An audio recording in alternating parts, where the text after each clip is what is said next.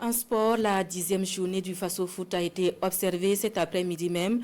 Elle a mis aux prises l'AS Douane et l'USFA, un match dédié à l'ensemble des forces combattantes et qui s'est soldé par la victoire de l'équipe militaire par le score de 2-1. Les temps forts avec Alain Didier Compaoré. Il est en train de chambrer. Ce soir, le fils a vaincu le père. Et si vous voulez, l'USFA de Patrick Malo a battu l'AS Douane de son père Kamou Malo. Un match de la 10e journée entre frères d'armes est mis à profit par la Ligue du Centre de football pour rendre hommage aux forces de défense et de sécurité. D'où la présence effective du ministre d'État, le général Kassoum Koulibaly, ministre de la Défense et des anciens combattants. Pour l'esprit de ce match, je voudrais, au nom du chef suprême des armées, président du FASO, remercier les organisateurs pour cette journée en hommage au FDS et le soutien aux personnes déplacées au VDP.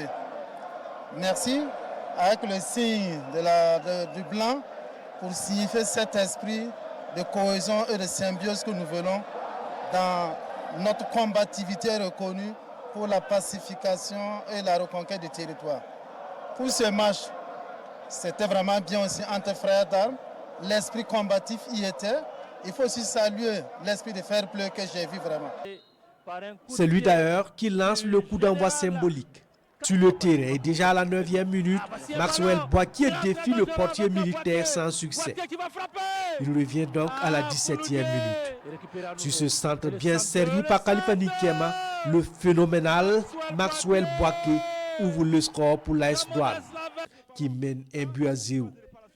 L'USFA réagit à la 34e minute sur cette percée d'Ismaël Wenpouiri, mais il sera arrêté à la régulière par Rachid Sana. Mais Wenpouiri n'a pas dit son dernier mot. À la 45e minute donc, il se déjoue de la défense de l'AS Douane et son centre trouve le pied victorieux d'Ismaël Nabaldeba. Un but partout, c'est le score à la pause. Au retour des vestiaires, Boakier, encore lui sur cette passe rapide de Khalifa Nikema, échoue face à Yeo, le gardien militaire.